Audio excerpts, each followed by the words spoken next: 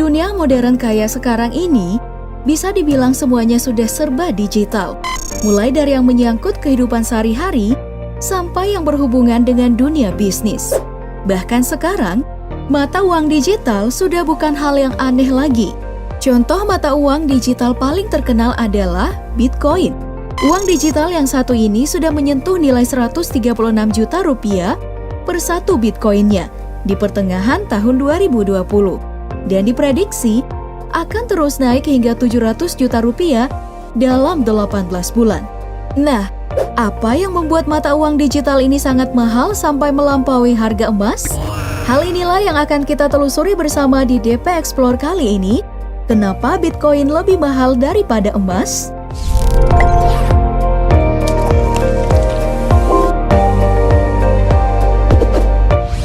Bitcoin pertama kali dikenal di dunia saat software mata uang digital ini diluncurkan ke publik pada Januari 2009 silam. Namun, meskipun Bitcoin ini sudah mendunia lebih dari 10 tahun, hingga hari ini, pembuat mata uang digital termahal ini belum diketahui dengan pasti. Jika melihat laporan resminya, Bitcoin diciptakan oleh orang bernama Satoshi Nakamoto. Namun, sosok ini ternyata masih penuh dengan misteri. Berdasarkan klaimnya, dia mengaku merupakan pria berusia 38 tahun dan berasal dari Jepang. Namun, semuanya menjadi abu-abu saat white paper Bitcoin muncul dengan ejaan Amerika yang sangat kental dan fakta bahwa software Bitcoin memang tidak pernah berlabel Jepang sama sekali. Karena hal inilah, banyak yang menyangka nama Satoshi Nakamoto hanya guyonan dari gabungan merek besar Jepang, yaitu Samsung, Toshiba, Nakamichi, dan Motorola. Keanehan lainnya muncul pada peluncuran pertama software yang sangat rumit. Saking rumitnya, banyak orang berpikir kalau sosok Satoshi Nakamoto tidak cuma satu orang, melainkan suatu kelompok yang tergila-gila dengan uang digital dan melakukan aksi protes terhadap resesi tahun 2008. Bahkan, hingga akhir perjalanannya dengan Bitcoin pada tahun 2010, sosok Satoshi Nakamoto belum pernah terlihat, lalu digantikan oleh Gavin Anderson yang juga seorang programmer. Jadi hingga hari ini, wajah pencipta mata uang digital termahal ini masih menjadi misteri internet paling besar yang pernah ada.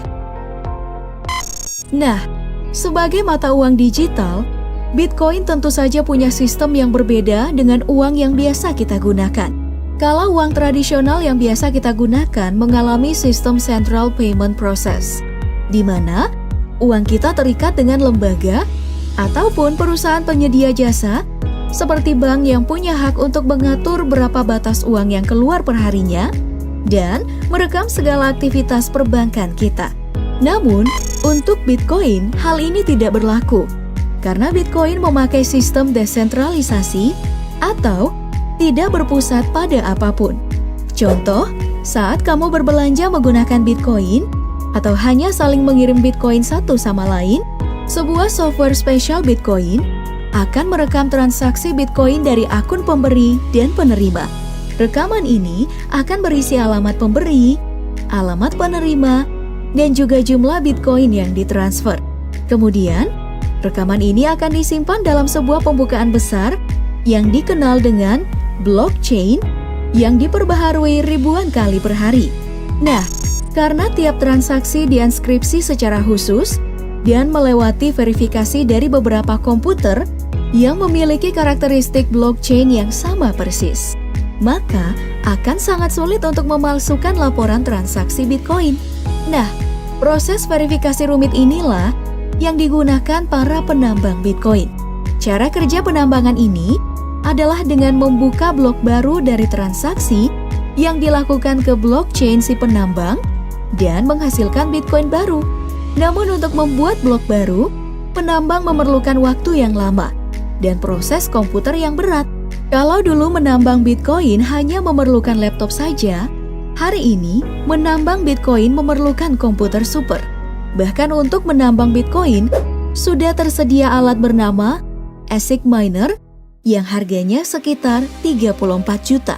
Kesulitan penambangan ini disebabkan oleh semakin banyaknya penambang yang bermunculan, semenjak Bitcoin menjadi makin terkenal. Oke, menjadi sangat terkenal bukan berarti Bitcoin tidak mengalami naik turun nilai seperti mata uang lainnya. Contohnya pada tahun 2017, Bitcoin sempat menyentuh angka 200 juta rupiah, lalu turun kembali ke angka 137 juta rupiah. Naik turunnya harga Bitcoin dipengaruhi oleh beberapa hal. Yang pertama adalah adaptasi pengguna kripto terhadap Bitcoin. Jika makin banyak orang yang tertarik, maka harga Bitcoin akan terus naik. Yang kedua, ada regulasi Bitcoin. Hingga hari ini, regulasi uang digital ini masih dipertanyakan karena menuai pro dan kontra. Misalnya, dari 126 negara yang ada di dunia, 67% diantaranya merasa Bitcoin adalah mata uang legal. 19% berada pada posisi netral, dan 8% menganggap Bitcoin adalah ilegal. Setiap kali Bitcoin mendapat pengakuan, maka Bitcoin akan melambung tinggi. Begitupun sebaliknya, jika Bitcoin dicekal, maka harganya akan turun. Jadi, bicara soal masa depan Bitcoin tetap memiliki resiko tersendiri. Beberapa rumor mengatakan kalau Bitcoin akan menyentuh kisaran 300 juta pada akhir tahun 2020 ini. Jadi, menurut kamu gimana? Apakah ini investasi menjanjikan atau tidak menjanjikan sama sekali? Ceritakan jawaban kamu di kolom komentar. Terus jangan lupa like, share, dan subscribe video ini. Sampai jumpa di video selanjutnya, Pop Gengs. Bye!